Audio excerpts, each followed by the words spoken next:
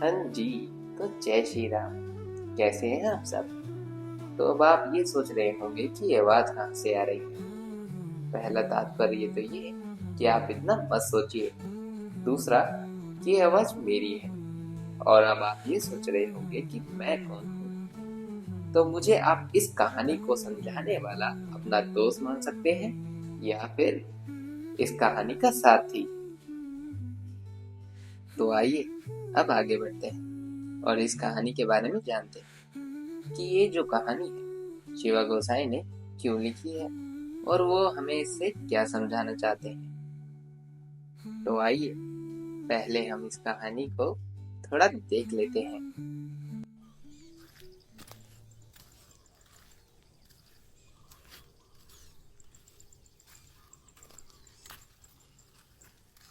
अरे सर जी थोड़ा धीरे नहीं चल सकते क्या आप? उदय मैं धीरे ही चल रहा हूँ। बस तुम थक गए हो।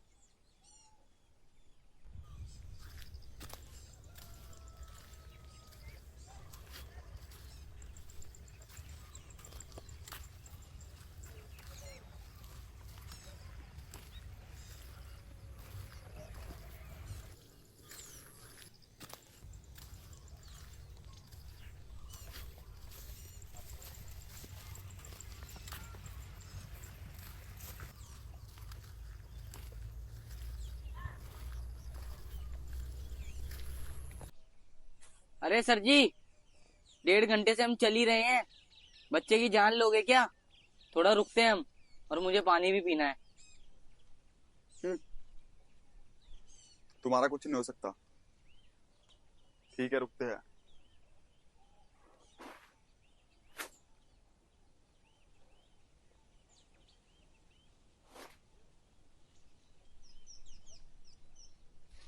रुकना तो खुद को भी है, एटीट्यूड के चक्कर में रुकना नहीं चाहते। क्या था? कुछ नहीं, मेरे को थोड़ी जोर की लगी है, मैं अभी आता हूँ। पता नहीं क्या देखकर शिव ने इस नासमझ को अपना स्टूडेंट बना लिया।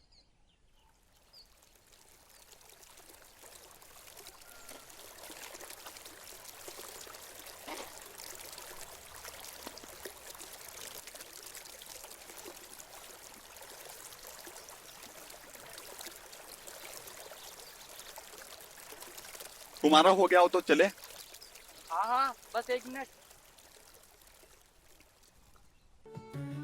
तो अब आप ये सोच रहे होंगे कि ये दोनों कौन है और ये कि ये जा कहाँ रहे हैं। मैंने तो आपको पहले ही कहा था कि आप इतना चिंतन मत कीजिए। कहानी का तात्पर्य और कहानी को समझाने के लिए आपका सारथी आपके साथ है। तो आइए अब आगे बढ़ते हैं। तो आइए पहले मैं आपको इनके बारे में बताता।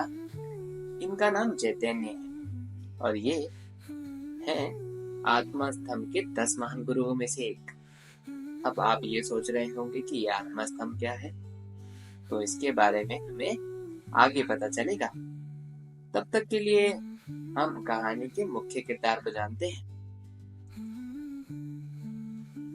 और इनका नाम तो आप जान ही चुके होंगे। और अगर आपको नहीं पता तो इनका नाम उदय है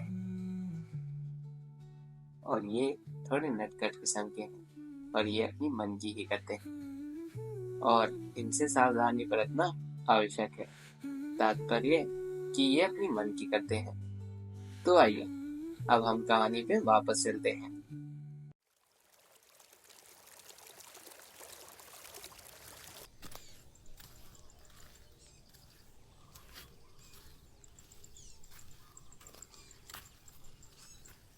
सर जी, मैं कुछ पूछूं? हाँ हाँ, पूछो।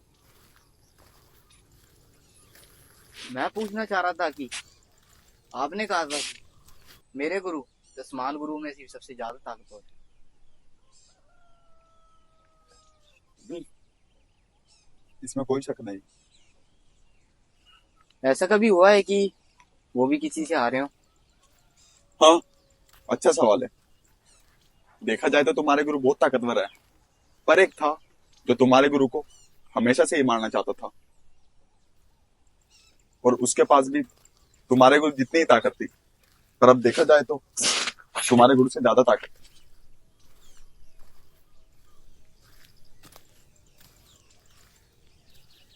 वाह, कमाल है।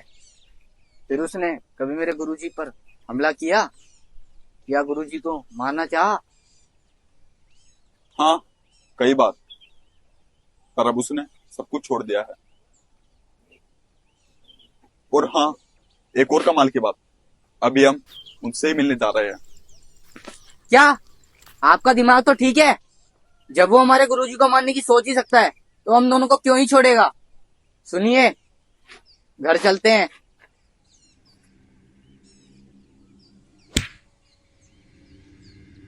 रुको, हम उससे मिलने ना वापस नहीं जाएंगे। अरे क्या कर रहे हैं आप? अब चुपचाप चलो, अरे रुकिए। चुपचाप चलो। ये बुढ़ा आज मरवा के मानेगा।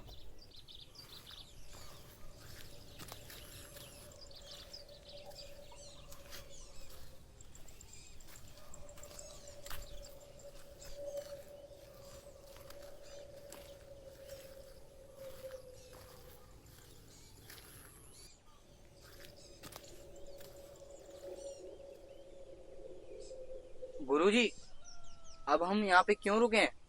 तुम थोड़ी देर चुप नहीं रह सकते क्या? ये बुढ़ा भी ना। वो देखो, वो भी आ गए। वो कौन?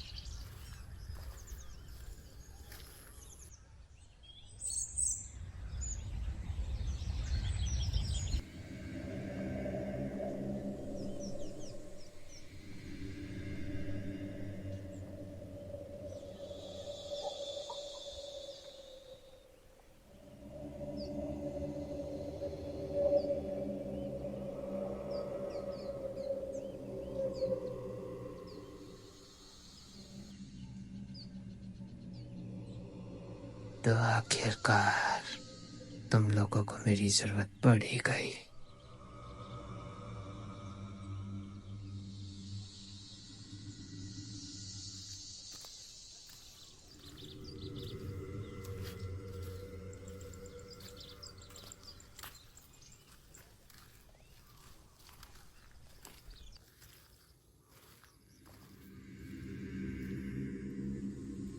लगता है तुम्हें अपनी जान से प्यार नहीं है।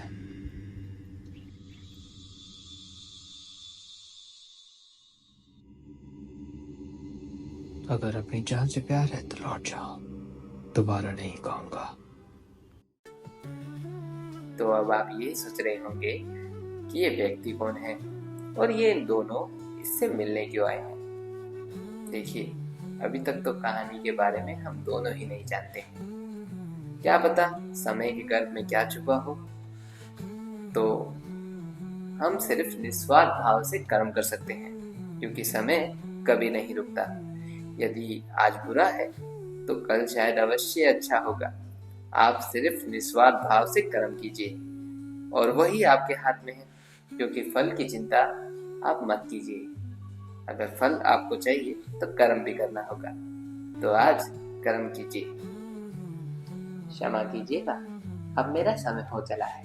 अभी तो मैं चलता हूँ, पर मैं आकर आपको अवश्य कहानी समझाऊंगा और कहानी के बारे में ये बताऊंगा कि कहानी में आगे क्या होने वाला है। तो तब तक के लिए आप निस्वार्थ भाव से कर्म कीजिए और सब कुछ प्रभु पर छोड़ दीजिए। तब तक के लिए आप मेरे साथ प्रेम से कहिए, राधे राधे।